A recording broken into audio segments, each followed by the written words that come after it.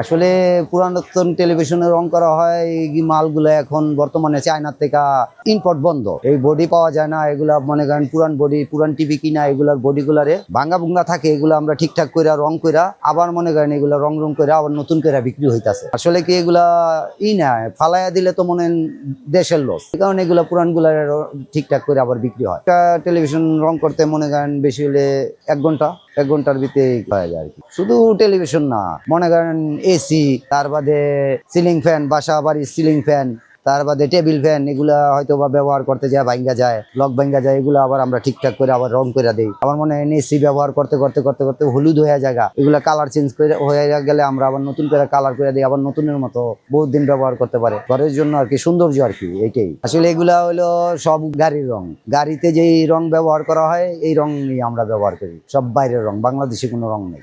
এগুলা মনে করেন যদি ভাঙ্গা ভুঙ্গা থাকে এগুলা ভাঙ্গা ভুঙ্গা জোড়ানো হয়, তার বাদে ওয়াশ করতে হয় ভালো করে, সাবান দিয়ে ওয়াশ টোয়াশ কইরা পরে এগুলারে মনে করেন রং করা হয়। ভাঙ্গা ভুঙ্গা থাকলে এগুলা পুটিং করা হয়, পুটিং করে আস্তর করি, তার বাদে রং করি। লাস্টে একটা যেটা পলিশ, আপনার তেলতেলা যে পিয়ানো ভাবটা, সেটা আমরা একটা হাডনার মারি, হাডনা মারলে সেটা একবারে অরিজিনাল পিয়ানো পলিশের মতো আর কি। আসলে কাজের সময় সবচেয়ে বেশি সমস্যা হয়ে যায় বৃষ্টির জন্য। এখন বৃষ্টিতে হইলে আমরা কাজ করতে পারি না, বৃষ্টিতে খুব সমস্যা হয়। আমার নাম মোহাম্মদ আফজাল, প্রায় 30 বছর পেশায় আছি। খুব ভালো চাহিদা বর্তমান, আপনাদের দোয়া এখন খুব ভালো। আপনার এইগুলা শুধু এইটা না, বিভিন্ন হাসপাতালের মেশিন, আপনার যেমন মনে করেন ওই যে এক্স রে করে এই মেশিন, তারপরে বিভিন্ন হাসপাতালের যেই কোনো মেশিন, এগুলো পুরাতন গুলা মনে করেন রং করে নতুন করে আবার একটা হাসপাতালে রাখতে রাখতে পুরানো হয়ে যায়, এগুলা রং করে একবার নতুন বানায় দেয়, আবার হাসপাতালে দিলে মনে নতুন হয় আর কি। 400-500 টাকা আর কি খরচে যায় একটা।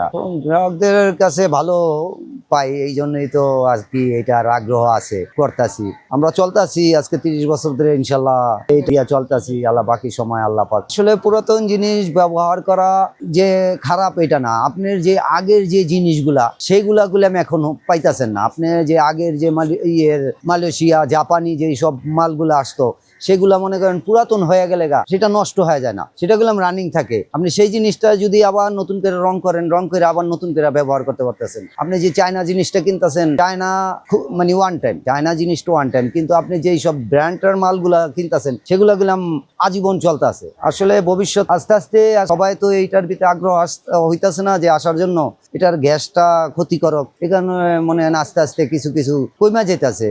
পুরানো টিভি রং করা এটা তো আসলে নতুন করা এটা ছিল যে প্রথম যখন দেখছি যে আহার একটা নতুন পুরান জিনিস ভাঙ্গা আসছে, সেটা নতুন করতেছে, খুব আগ্রহ, খুব ভালো লাগতেছে, যে খুব নিজের আনন্দ মনে করতেছি যে আসলে একটা পুরান জিনিসের আমি নতুন করতেছি, নতুন করে আমি যে কাস্টমারের দিতেছি, কাস্টমার ধরতে পারতেছে না এটা আসলে কি করছি।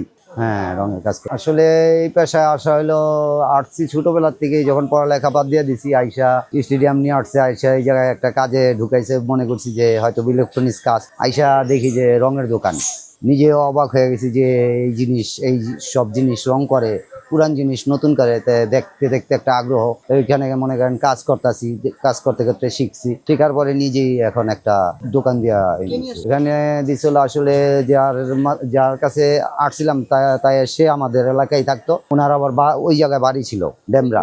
হ্যাঁ, উনি আনার পরে উনারই দোকান ছিল, ওনার থেকে শিখছি। কি করছি, কাস্টমারেরও উৎসাহ পাইতাছি আমরা, এই কারণে আজকে কাজটার ভিতরে বেশি মনোযোগ দেই আর কি। এটার পরিকল্পনা ইনশাল্লাহ আপনাদের দোয়ায় আরো উন্নত হবে, ভবিষ্যৎ আরো লোক আসবে, পরিচিতি বাড়বে, মানুষ অবশ্যই আসবে। স্টেডিয়াম সুইমিং পুল মার্কেট আইসা বললে আমাদের পাইবে, সুইমিং পুল মার্কেট আসলেই আমার নাম আফজাল, মোহাম্মদ আফজাল। আসসালামু আলাইকুম।